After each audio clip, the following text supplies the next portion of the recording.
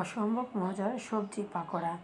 লাল শাক, কলমি শাক বা পালং শাক এগুলোকে ভালো করে আমরা কুচিয়ে নিলাম। তার মধ্যে ডিম, লবণ, ম্যাজিক মশলা, হলুদের গুঁড়া, লবণ, কাঁচামরিচ, পেঁয়াজ, তারপর ভেষন আর বেকিং পাউডার দিয়ে ভালো করে মেখে নিলাম। মাখাটা পানি না দিয়ে ডিম দিয়ে দেওয়াটাই তাহলে আরও টেস্টটা বেড়ে যাবে।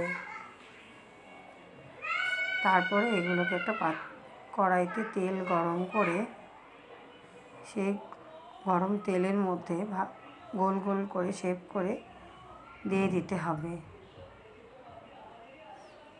এই যে দেখেন কত সুন্দর ঘ্রাণ আসতেছে।